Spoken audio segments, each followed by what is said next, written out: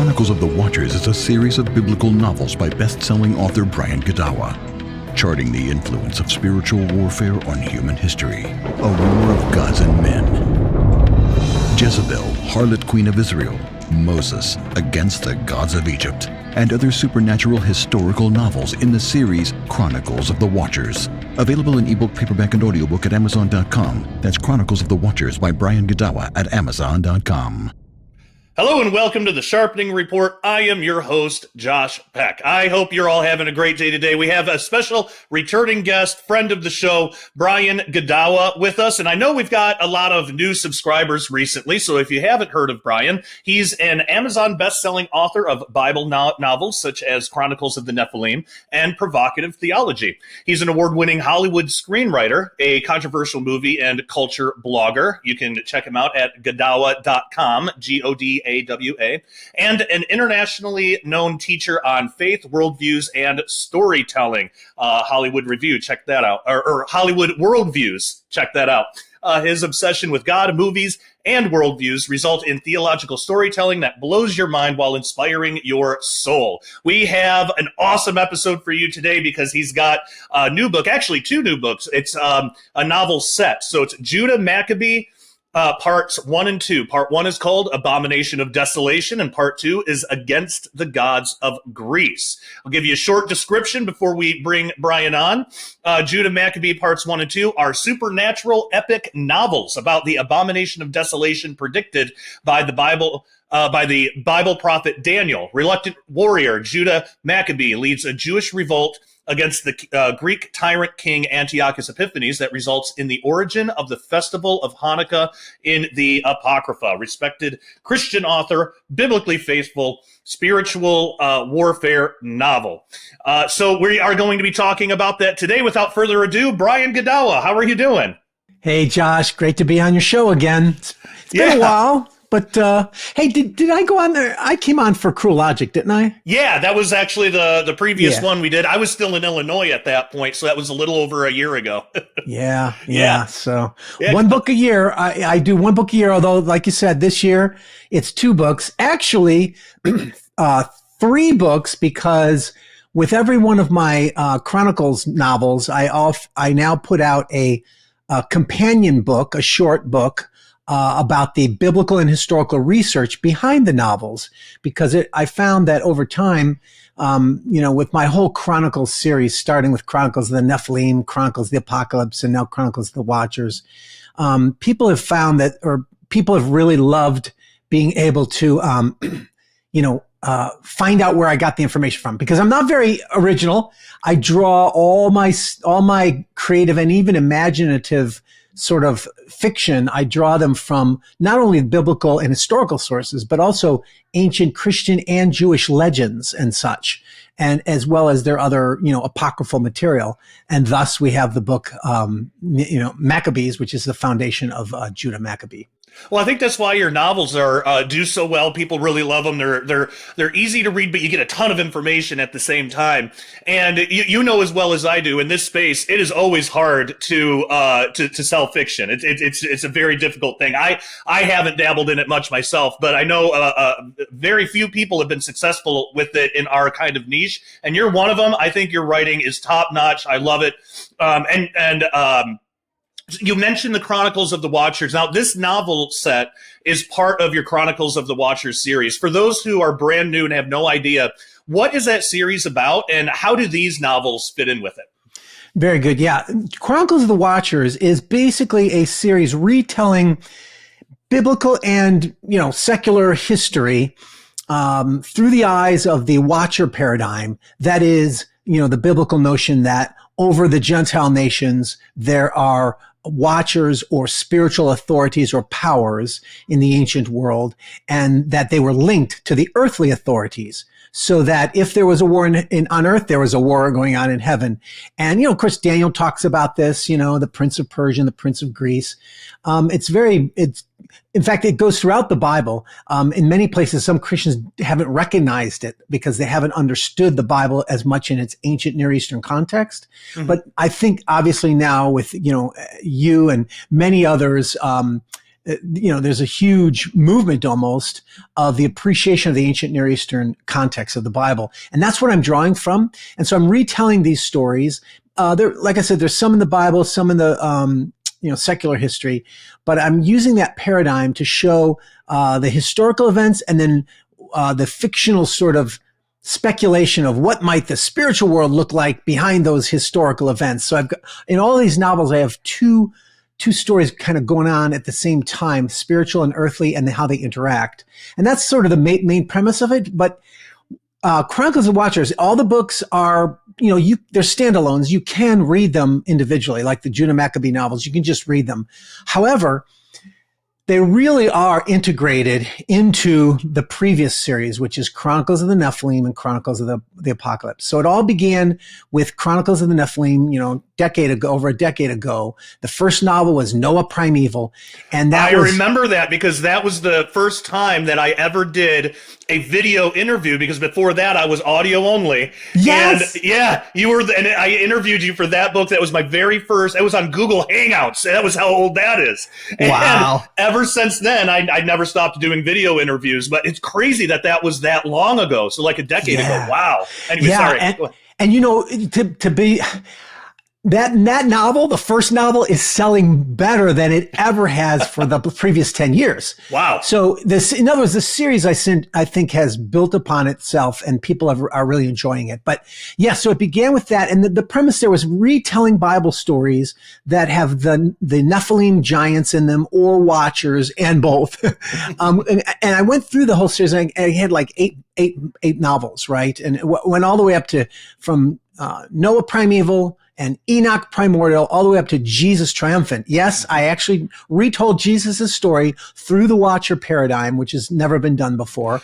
Yeah. And but then what happened was I realized, there were those 8 novels, but like there was so much more. And of course, this all started, 15 years ago when I discovered Michael Heiser and he's influenced most of those of us in the movement. Yes. He's been a major influence, right?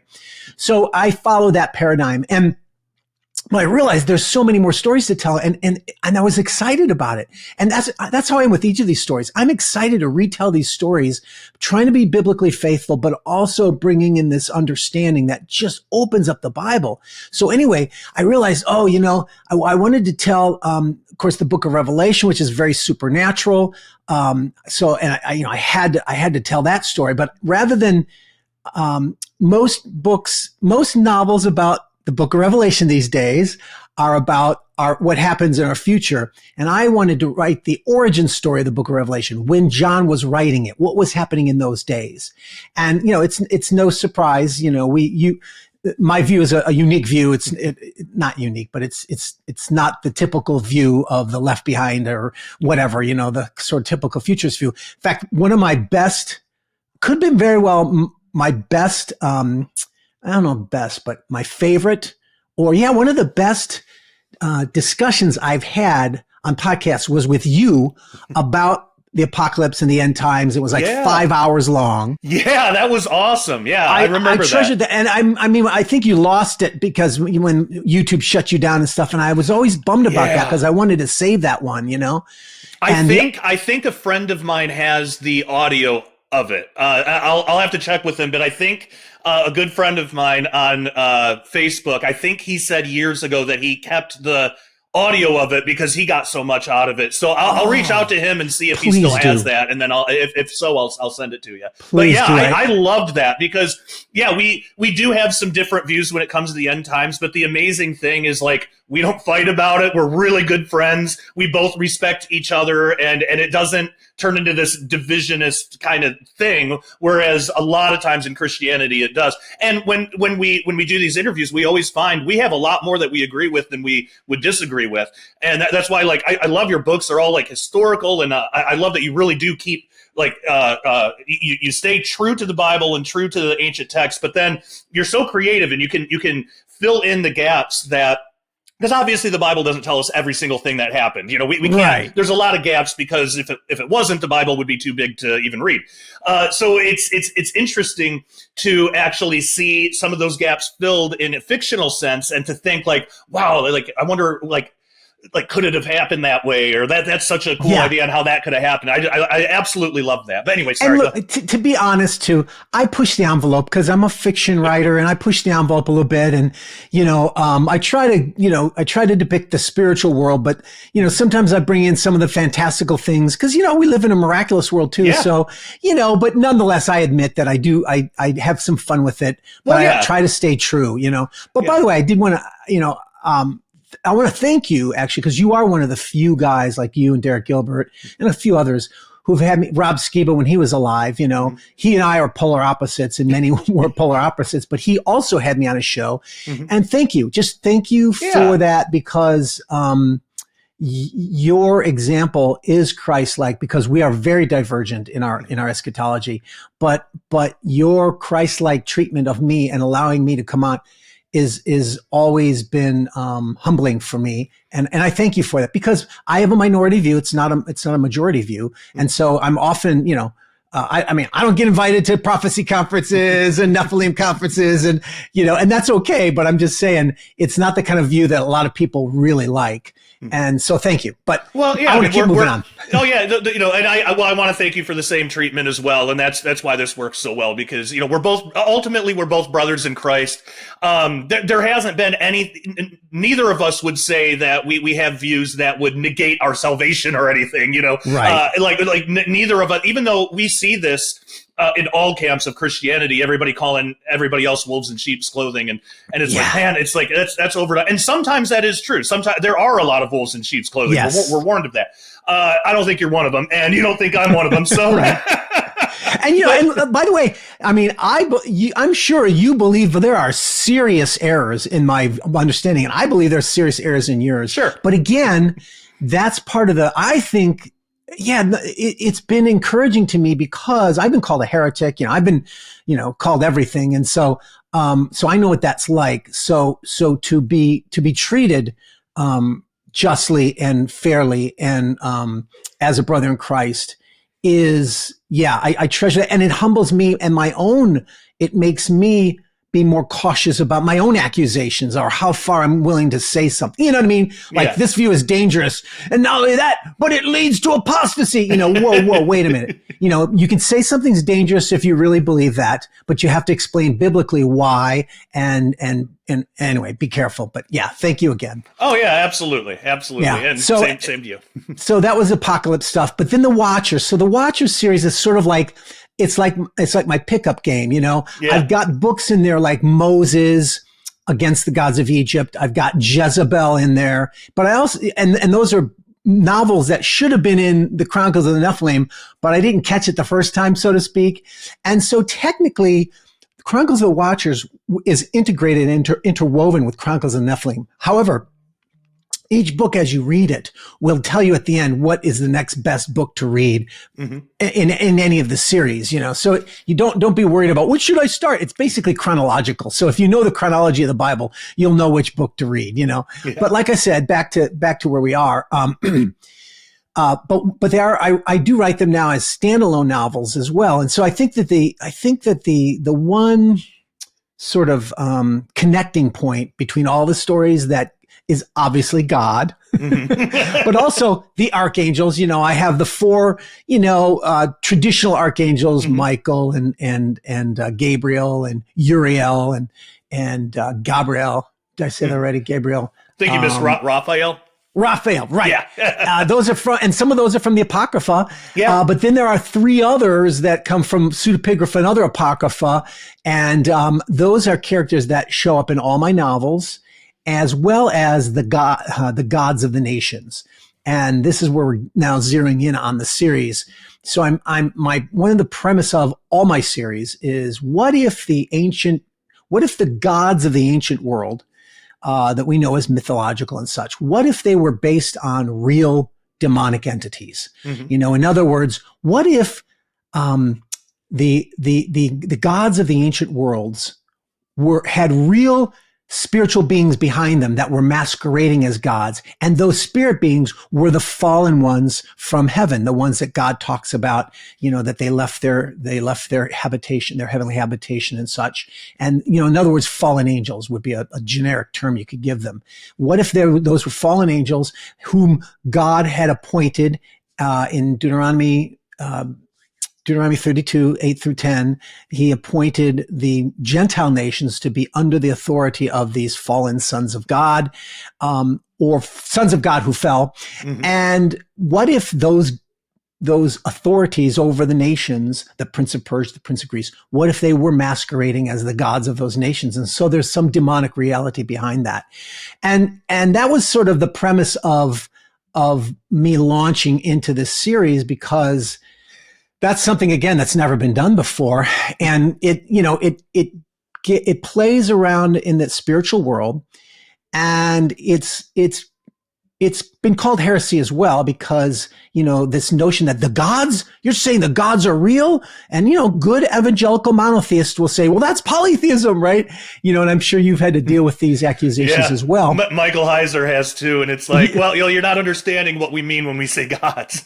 Yeah. And to be honest, I had the same problem when I first started out. Sure. You have to study this stuff to really get into the scriptures before you start to realize, don't assume your theology.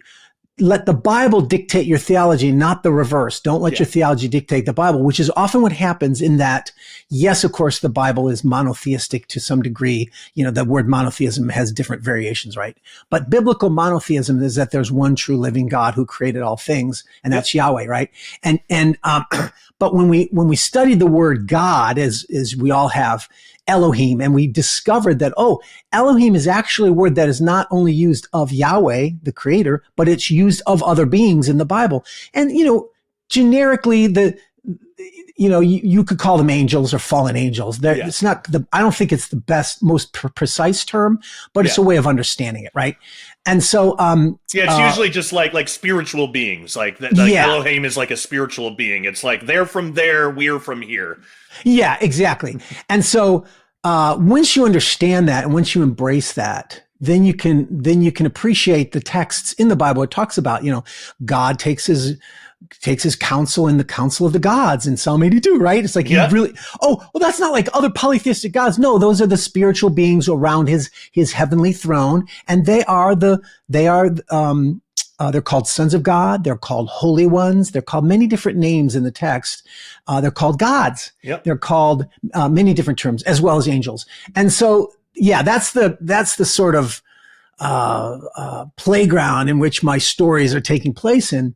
And so the latest one is the Maccabees. And this I took a little bit of a departure from, I've been doing the Bible stories, and I've been wanting to do this for a while, and that is the book of Maccabees. And, of course, the books of Maccabees, there's 4 of them, 1, 2, 3, and 4. And I drew from 3 of them, but they are part of the Apocrypha. And the Apocrypha are books that are not in all the Bibles, but they are in some Bibles. I'm trying to simplify this as much as possible. And that is, many people call them false. But the Roman Catholics, the Eastern Orthodox, and the Ethiopian Church, these are churches that actually have the books of the Apocrypha in their Bible. There are additional books such as the Maccabees, Tobit, Judith, some additions to Daniel. And historically speaking, this was an interesting, I don't want to go too far down the rabbit hole, but I knew that the books of Maccabees were in the Apocrypha. And as a Protestant evangelical, I've always had a negative, sort of predisposition towards the Apocrypha. But as I've grown in my understanding and maturity, I've come to realize, no, there's a lot of cool stories, and you don't have to accept the Apocrypha as scriptural in order to appreciate them and draw from them. As a matter of fact, in the history of the church, from its very beginnings, the Apocrypha has always been respected, including the Reformers. So pick any generation, your favorite generation, and you're going to find, whether it's Athanasius or John Calvin or whatever, you're going to find godly theologians and men who accepted the Apocrypha as worthy of respect or history. Some considered it scripture, some did not. As a matter of fact, its origin comes from the Christian church. So in other words, the Apocrypha first shows up in what we call the Septuagint, which is the Greek translation of the Bible. It's originally started out as a Greek translation of the 5 books of Moses back in 250 BC, 280 BC.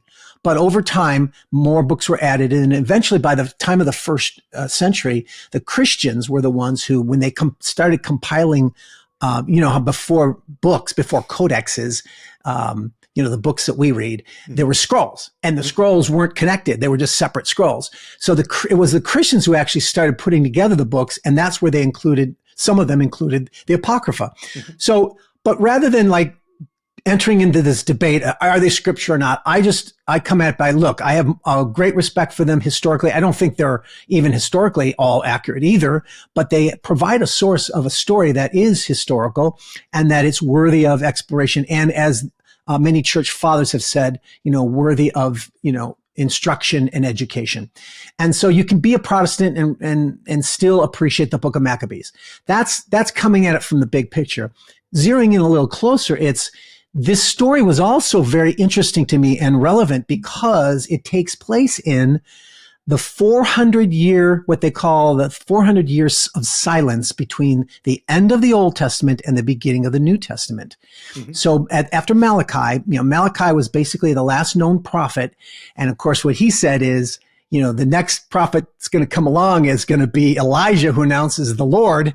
And Jesus said John the Baptist was Elijah. And so there's, wow, what's going on here, right? What's going on? And I find that fascinating. And it is very relevant theologically, biblically, and everything. But so this is a time where God was being silent. And you have to realize why. Well, Israel had gone into exile, and then they came out, but they had not learned the lesson. They continued to, worship idols. And even Daniel prophesied that, okay, now it's not going to be 70 years of exile. It's going to be 70 times 7 until Messiah comes. Mm-hmm. And what the premise of Daniel is, and Daniel becomes very relevant to the Maccabees. Daniel, the whole essence of Daniel is there's going to be 4 world kingdoms before Messiah arrives. And it's going to be Babylon, then Medo-Persian, then the Greeks, which is Alexander, and then Rome, ancient Rome, and then Messiah will come. And so all throughout Daniel, that's the message, the theme. Why? Because Israel still has refused to obey Yahweh. So what Yahweh's going to do is, okay, I'm going to keep you under the oppression of these monster beastly kingdoms, which means they don't have humanity. Spiritually speaking, they don't have humanity because they hate God, right? And so they're going to rule over you until Messiah comes. Then Messiah will bring, the vaunted new covenant, etc. And so I've always had trouble reading some parts of Daniel because I know there's many different interpretations, but Daniel 11 was the most, one of the most difficult passages because it's the one that talks about, and then the king of the north will come down with the king of the south, and the king of the south will fight the king of the north. And then the daughter of the king of the north will marry. And it's just like, what is going on here? And I tell you what, it's fodder for speculation, right? Because lots of people can make up things in the future. But as I studied it, I came to understand that Daniel 7 as being a prophecy of basically the Syrian wars in that middle 400 years, right? Mm-hmm. And that it was talking about the very kings that led up to King Antiochus Epiphanes, who was the king during the days of the Maccabees. Now we're getting closer to my story. And he was the one that set up the original Abomination of Desolation. And that was historically fulfilled in about 268 BC. Mm-hmm. And that's, now all your prophecy ears are probably going up, but what about, Jesus said, when you see what the Abomination of Desolation, there's future components to it. Yeah. However you interpret it, there are future components, but there are settled or consensus understanding that a lot of these were fulfilled in the historic past, very specifically. In fact, so specifically does Daniel 11 fit the historical period of the Syrian wars, including Antiochus Epiphanes. That is why liberals, scholars say Daniel was not written in 5 80 BC when Daniel lived, or, the 6th century BC. It was written in the 2nd century BC during the days of Maccabees because it fits the Maccabees events so perfectly, right? Isn't that amazing? So there you go. However you want to go beyond that is up to you. But I found that fascinating. So here's the thing. So here you have this non-scriptural book, but it's talking about the fulfillment of a Daniel's prophecy. So that was a connection to the Bible that I thought was really fascinating. So another reason why I wanted to tell the story, right? Yeah. But then also there's this component of, why is God silent? Why is he not speaking to his people? Okay, they rejected him, etc. But then there's also several other components to that. And that is, so there's no scripture, there's no prophecy. Also, what was I going to say? Oh, the priesthood. This is a time period in the Maccabees when, for the first time, a non-Zadokite high priest took the high priesthood in Jerusalem, which was, you could probably call that an abomination, right? Mm-hmm. And many people did, but that's very crucial because it's kind of like it seems to me. Oh, there's one last component. Ezekiel, during the exile, he's the one that sees the vision of God's spirit leaving the temple, mm-hmm. and he never returns. And so Jesus talks about, or when Jesus enters, he is Yahweh returning to Zion. So the prophets up until Malachi were saying, the Spirit of God is gone from his house, but Yahweh will return to Zion and take up his house, and that's who Messiah is. See, so there's this period of time where it seems like God is absent. God is not speaking to Israel. He's not there, et cetera, et cetera. But of course, I believe God is sovereign over all of history, not just sacred history. And that even though the Bible its main focus is the history of God's people and his redemptive interaction with them, it's not about like generic history. Like Daniel isn't about, I'm going to tell you about the Babylonian kingdom and then the Medo-Persian kingdom. No, he's only telling you about those because they're relevant to oppressing God's people. Yeah. And so there's a sacred history element component, but like the book of Esther, where God's name is never mentioned. Why? Because it's showing that even though God doesn't appear to be around, he is behind the scenes orchestrating all of history. And that's another component of my story in the Maccabees that I want to deal with is, what does it seem like when God's not there, when he's not answering prayer, whatever, but he still is working. He may not be relationally there with Israel, but he's still orchestrating history to accomplish his purposes of bringing forth Messiah. That to me is all that the fun, fascinating theological things that drive my interest. But I am also I'm a storyteller first and foremost. Well, I don't know, equally. and I want to tell entertaining stories, and I will not tell a story if there's anything boring and just information. And so my goal is I want to incarnate my theology into stories, but just as importantly, I want to tell rip-roaring action adventures and romances. And that, of course, is what the Maccabees stories has. It has everything. And so some of it I did have to fictionalize, but I tried my best again to stay true to the Maccabees. The Maccabees books, first and second Maccabees, contradict each other in many places, but nonetheless, I drew from what would work with the story, tried to make things work, But so here you have the story of a single man. It's, what I call this my Braveheart story, because in many ways there's a lot of components and beats, story beats that match the Braveheart story, which is my favorite movie of all time. And so I have Judah Maccabee as a kind of a Braveheart guy. And he starts out. Now, in the books of the Maccabees, we don't know anything about Judah Maccabee until he rises up in revolt. So to set out the general storyline of what happens in the Maccabees. Now, the Maccabees, I'm only telling one story out of many in those books. Yeah. And that story is the cleansing of the temple. So the premise here is this. Israel is landlocked between the north and the south kingdoms of Greece. You can use that term symbolically, right? Because the Seleucid kingdom in the north is a Grecian kingdom, and that's the king Antiochus Epiphanes. In the south is also a Grecian rulers, but they are over Egypt, and they're called the Ptolemies. And so what's going on is the Ptolemies and the Seleucids were Grecian kingdoms battling over supremacy in that time period. And who's between them? Poor little old Israel, right? So she gets the brunt of a lot of it. But so they're battling over each other. And then what happens is Antiochus Epiphanes, who is the man who brings the abomination of desolation. What that is this. He comes up, he goes down to Egypt for a second time to actually, conquer it. And this is a time when Rome itself, the Roman Republic, is rising in power. So much so that they tell him, if you touch Egypt, which happens to have the grain for our livelihood, if you touch Egypt, we're going to be at war with you. So Antiochus knows, there's no way I could fight Rome. So he pulls out, and then he hears about a so-called civil unrest, or maybe even a civil war, or maybe even what he thinks is a revolt against him in Judea, in Jerusalem, which is his territory at this time. They fought over it with Egypt, so it went back and forth.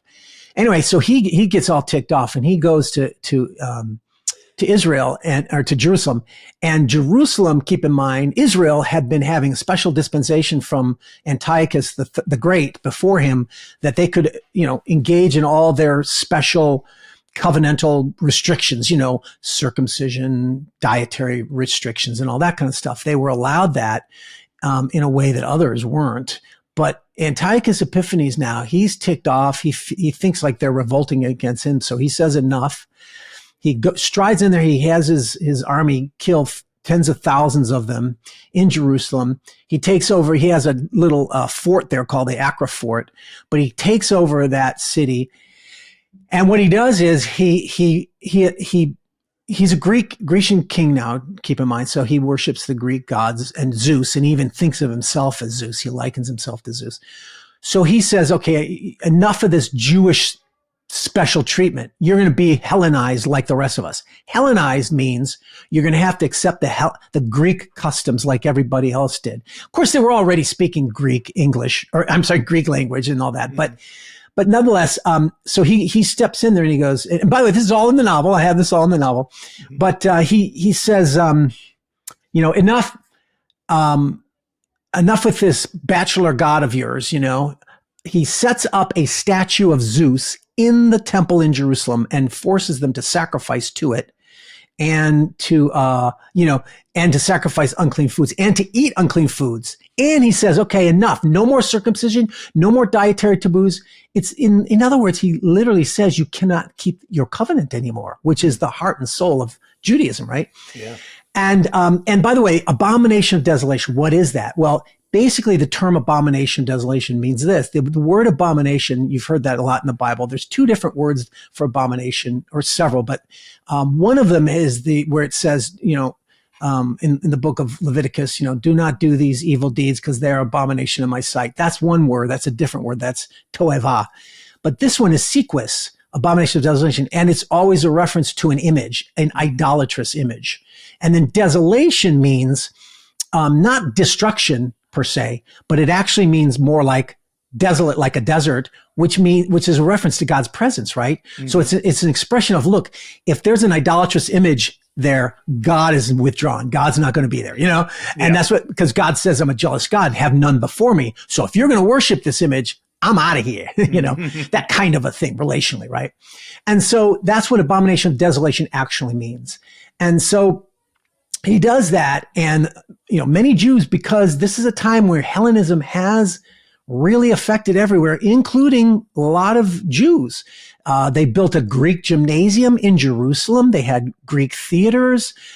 They had embraced a lot of it. In fact, that's part of the problem, was that even some of the priests were more involved in the gymnasium, not more involved, but they were so involved with doing things in the gymnasium, which was like naked sports, wrestling and discus throwing, and as well as teaching Greek philosophy. They were so involved that it hampered their priestly duties, right? This was what the book of Maccabees says. So there were many who actually accepted it, but many did not. And some of them understood that, no, this is an absolute complete violation of God worthy to die for. And they did. So they said, we will not eat your pork. We will keep circumcising our children. So Antiochus, after about, within a year or so, he comes back and says, okay, now I'm going to martyr, and he didn't call it martyr, but I'm going to kill all you people unless you eat meat. Yeah. So just eat this one piece of pork and I'll let you go. And like, they wouldn't do it. Mm-hmm. And the books of Maccabees are infamous for a sequence, a story in there that describes the martyrdom of of a woman and her 7 sons. And a priestly scribe, an elderly scribe, and how they would not eat meat and would not follow the king's. They would not defy God's law for a man's law.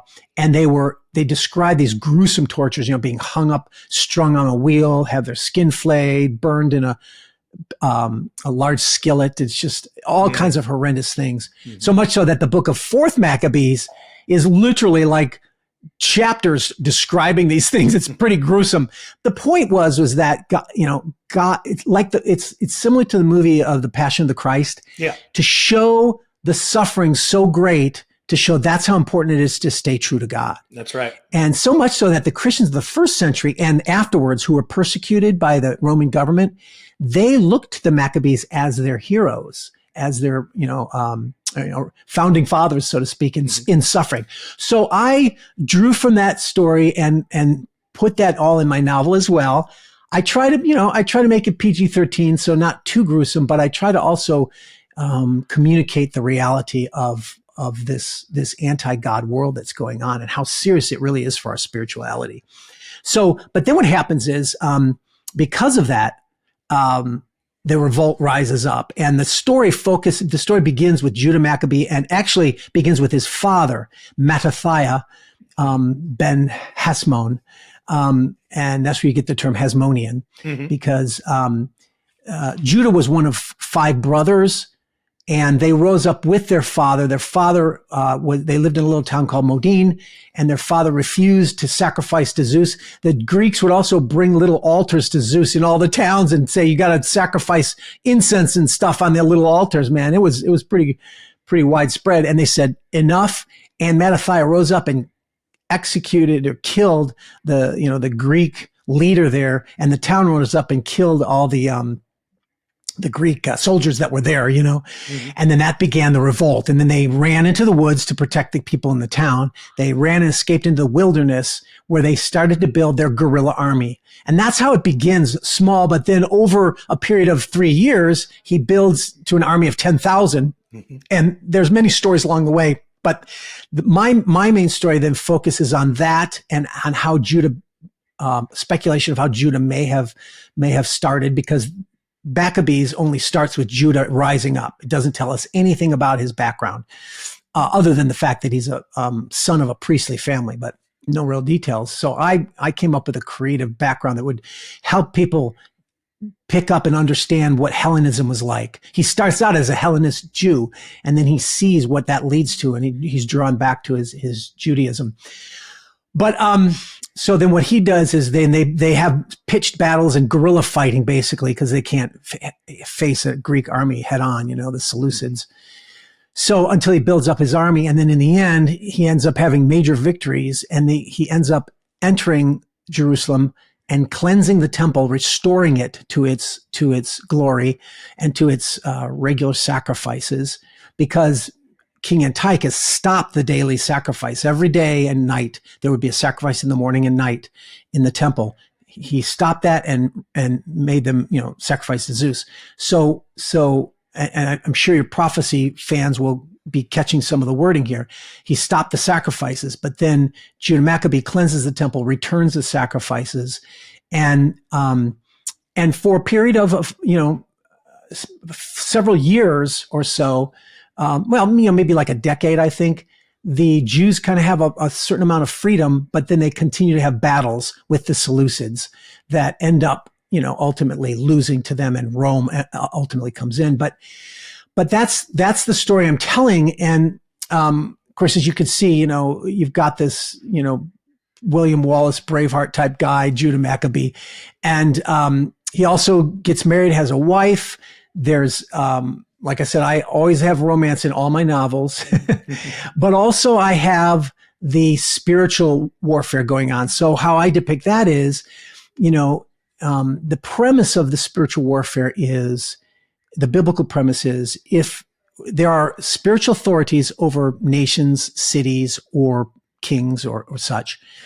There are spiritual authorities. And so if it's a Greek king, then he's going to have the Greek gods, right? And they're going to be the ones who are now with him in Antioch, which is, Syria, and Antioch, which is north of Israel.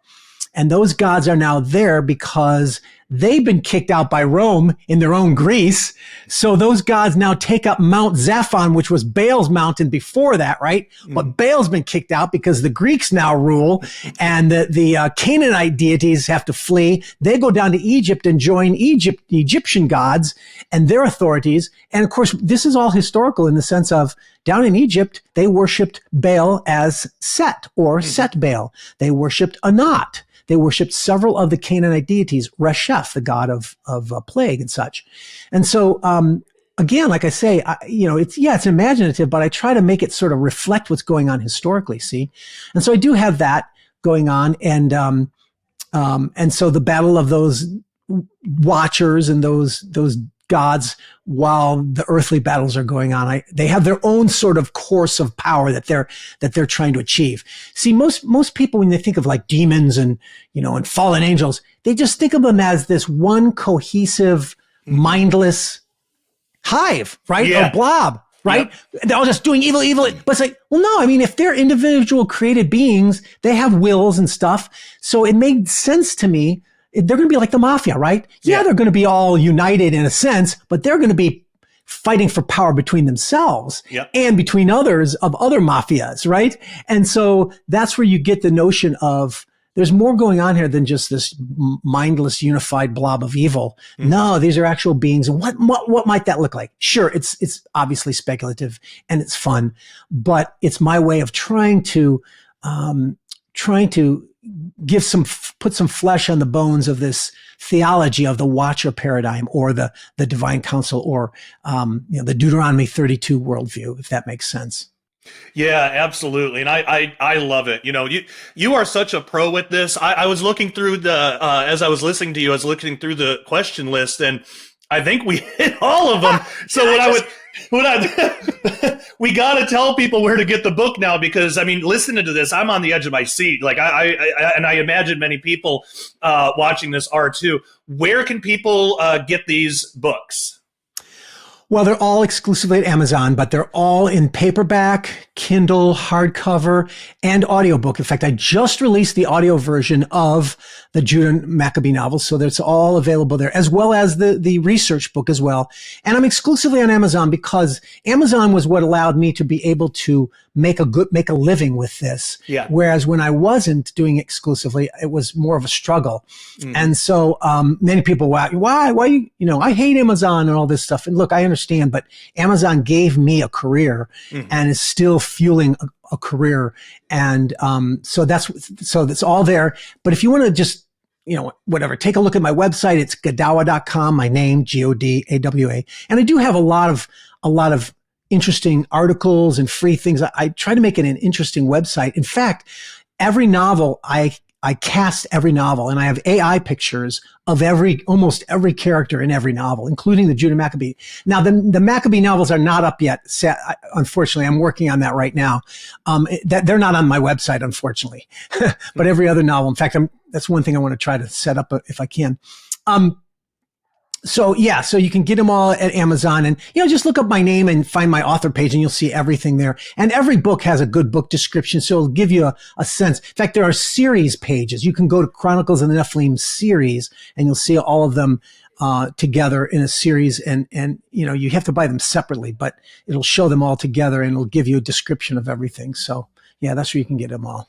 Beautiful, beautiful. Well, Brian, this has been an absolute blast. It always is talking with you, and we hit it just on time. I usually try to keep these at about around 45 minutes, and we're there now. And I love the description of the book. It sounds amazing. I highly suggest people go check that out and check out Brian's other books. I mean, I've been interviewing him for, I guess, over 10 years now on all these books, and I keep doing that for a reason, because they are just that good. And I know what a lot of people think: Christian fiction, Yeah, it's going to be corny and cheesy. I'm telling you, it's not with Brian. And I get that criticism. There's a lot of Christian movies like I just don't even want to bother with because it's... Me too. Yeah, but there's a select few that are done so well. And so Brian is one of those in the Christian fiction space. So make sure you check him out. Again, his books are on Amazon. His website's Godawa.com. Brian, thank you again so much for coming on. We'll definitely have to have you back on again whenever you want, really. Okay, man. Thanks, Josh. Absolutely. And thank all of you for joining us on another episode of The Sharpening Report. And until next time, love you all. Take care and God bless. You know, if you are a Bible-believing Christian who opposes the kingdom of darkness trying to run the world right now, then you are a renegade to the satanic system. We here at Daily Renegade wear that badge proudly. So if you're a renegade as well, head on over to dailyrenegade.com right now and get a membership today. You'll get our full catalog of Sharpening Report episodes and Daily Renegade update videos on topics such as Bible prophecy, science, technology, the Nephilim, aliens, and so much more. All of our episodes at Daily Renegade are early access, so as a member, you'll get the videos before anyone else does. Daily Renegade also offers videos not available anywhere else due to social media censorship. We also have a community page only for members where we can all fellowship together without fear of censorship. It's basically the best of Facebook and YouTube rolled into one without any of the garbage. Memberships are only $10 a month or $100 a year, and if you can do it, I suggest getting the $100 a year because it's cheaper in the long run, and essentially you get 2 months for free that way. So come join our family of renegades at dailyrenegade.com right now. The link is in the description below, and we'll see you there.